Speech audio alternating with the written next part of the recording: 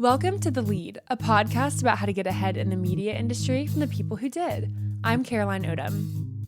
On this final episode of Season 9, I speak with Ian Urbina, an awarded investigative reporter and founder of the Outlaw Ocean Project, a nonprofit journalism outlet sharing stories of lawlessness at sea from around the world.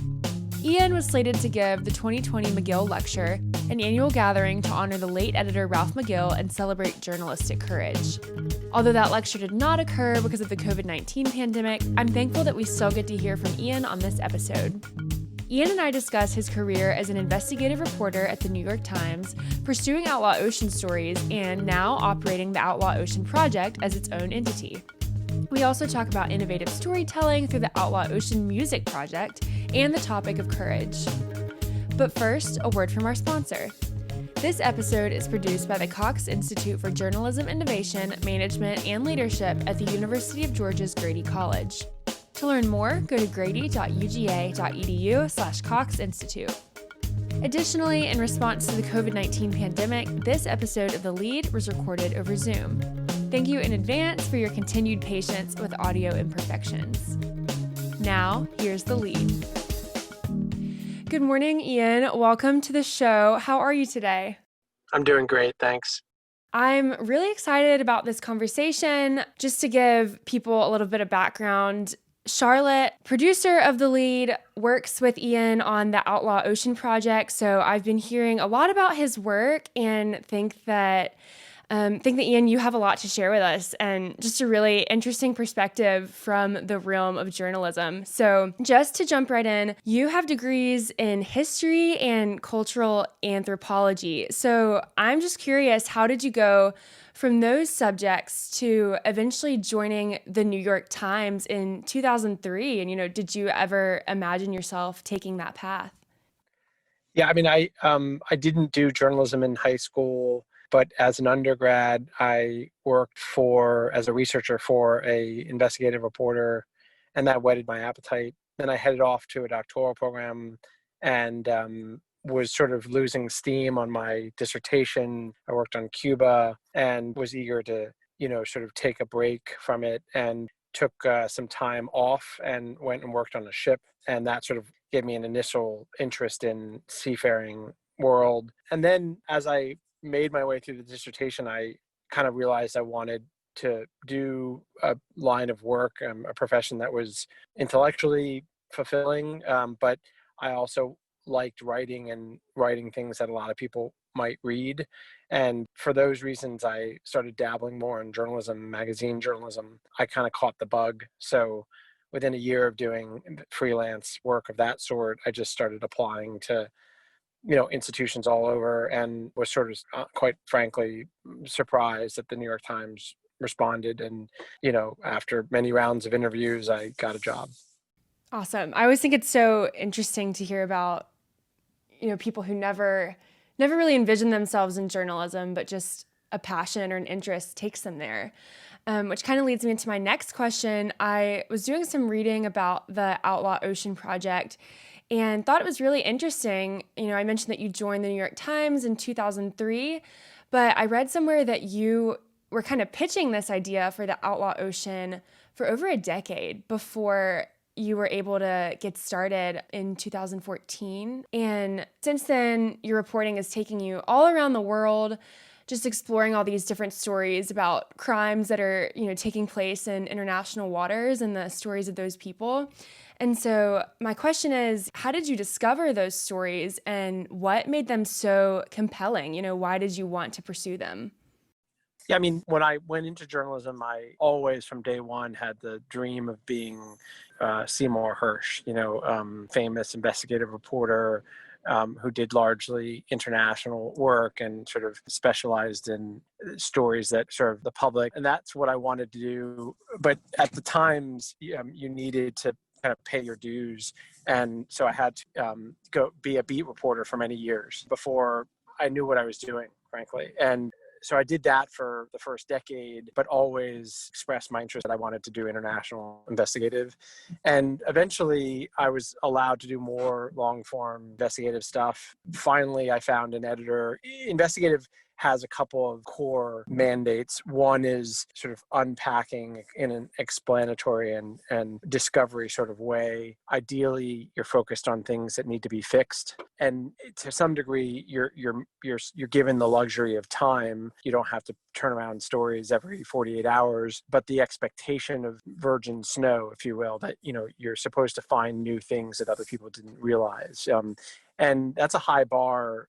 But I knew that in my core, if the Times or editors would only trust me and let me off the leash and find and snow, if you will, and things that people didn't even realize to exist, and much quite worrisome, negative human rights, labor, environmental abuses. But it's expensive, it's time consuming, it's dangerous. And so for all those reasons, editors were skeptical at the outset until I got to the right one.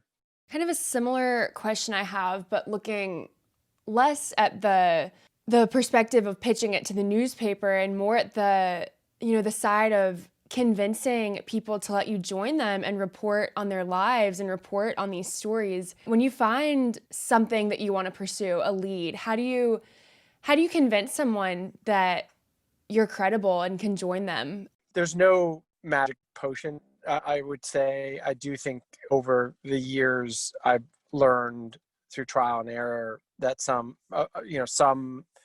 tools. I do think that number one, being extremely forthcoming and transparent with people about what you're doing wins a certain amount of credibility. And again, bear in mind that everything I say has at its core the assumption that you have time, right? If you're rushed because you're on a deadline and you've got to unpack something really fast, then a lot of these tools don't work. But the benefit of having time and to develop a relationship with an individual and to come back at them and to not push questions too soon and to sort of over time show them that you're fairly fluent in their world, even of their perspective. In fact, you can even put to words things that they've thought and haven't been able to, on their own accord, perhaps verbalize. Doing those things over a sustained period wins you a lot of credibility. And it's not to say you have to agree with the person, but having a certain fluency in their experience and their possible perspective carries you a long way. I think also just being really humble about how much you don't know and almost sort of treating the person not in some performative or condescending kind of way, but genuinely conveying to them that there are a lot of things you don't understand about their world, their work, their life, their perspective, and kind of just are hoping they will explain it to you because you think it's worthy for the public at large to hear and learn that, and you want to be a translator, a bridge builder. You size up people. I think any good reporter has to have a lot of emotional intelligence and have a really keen ability to read people and take the subtle cues and course adjust accordingly. And if you're good at that towards someone, often it raises the bar and they start being good at that towards you. And if you're an open book and you're really clear and honest about what you're trying to do, then they size you up and think, okay, this guy seems like a fairly straight shooter, so I'll let him on my ship, or I'll sit down for coffee with him, or what have you. Awesome. Great answer. And I definitely think that process of building credibility is so important, especially now. I want to talk about the Outlaw Ocean Project now. You're now on contract for the New York Times while pursuing reporting on ocean issues full-time for the Outlaw Ocean Project, which is a nonprofit journalism organization that you founded. So what prompted the decision to incorporate your ocean reporting into its own journalistic entity? Yeah, it's a great question, or at least one I love. I spent 17 years at the Times on staff, and it was the only place I ever worked. And I did 2 years of freelance magazine writing before I joined the Times, but my home institutionally has always been the Times, and it was amazing. It was kind of like a teaching hospital where I learned how to do everything you do, in a newspaper, or in this case, metaphorically, a hospital. But with this project, with the Outlaw Ocean Project, I took the first 2 years of the reporting ran in the paper, and then I took a 2-year leave from the paper to go back to sea with Fabio Nascimento, Brazilian photographer, to produce the book. And then when I went back to the paper after producing the book, I spent a year doing a series called American Ammo about ammunition, about bullets globally and the commerce of artillery and weapons, but specifically ammo. And I just couldn't put the Outlaw Ocean stuff down. There were all these stories that I had wanted to get to, I didn't get to, and stories that I thought might be there if I just had the time to look into them. And the thing that drew me to the topic was a sort of inverse relationship between, on the one hand, the urgency and richness of the stories that are out there. 56 million people work at sea. It's a vibrant world that happens to cover 2/3 of the planet, and yet there's very little journalism coming out there. So the urgency and diversity of the stories on the one hand, and the lack of narrative reporting on the other hand, that gap really haunted me. And I thought, someone needs to be doing this, and I quite like it. So I knew that I couldn't continue doing these stories at the Times because they want to move their investigative folks around. Quite frankly, a lot of attention was shifting towards the Trump administration, and I didn't want to. I'd done political investigative before, and it felt like a crowded field, worthy, no doubt, and a target-rich field, I'll say. But I just didn't really want to do that. So I also kind of wanted to experiment with alternate methods of distribution. The kinds of stories I did at Times and what the paper taught me to do, I wouldn't change at all. I really, the core writing, reporting, etc., I didn't hunger to adjust. But what you do with the reporting, typically we would spend 6 months, 9 months, 15 months on a single story. You put it out, it lives for a week, it gets a lot of attention, it's a huge platform, but then you walk away. And I didn't like that. I thought if you're going to spend that much time and you're really trying to drive social change and do a public service, then you probably want to give that reporting a longer lifespan, maybe different iterations. And so I thought I'd like to sort of experiment. If I leave the Times, I'd like to do the core reporting, but then experiment in alternate ways to convert the reporting into other things, to give it new life. And so I knew I wasn't going to be able to do that at the Times either. And so I decided to sort of follow in a ProPublica model or Marshall Project model, a small, agile, specialized boutique journalistic team for which UGA graduate Charlotte Norsworthy is a key player. And we produce the stories. We put them in, tier one news outlets, the New York Times, Washington Post, New Yorker, BBC, Der Spiegel. But then we also kind of do a bunch of other things with them, convert them into music, podcasts, games, animation series, theater production, all sorts of different other things. So you mentioned music, and that leads really well into what I wanted to ask next, which is about the Outlaw Ocean Music Project, which is just this fantastic example of truly innovative storytelling. So would you mind explaining what that is to our listeners, and then tell us about what gave you that idea to tell these stories through music? Yeah, so in that narrative I just long-windedly ran down, that is sort of exhibit one of alternate distribution, right? So you take a core body of intellectual property, in this case, the book, right? A bunch of 15 chapters worth of reporting and stories and rich texture and tension and characters and setting and urgent issues, right? And the book could have come out, been read, get on the shelf, and that's it. But in this case, I thought, well, what if we did something that gave it a second life? And the second life would be something that actually we started about a year ago, which was we would approach musicians around the world.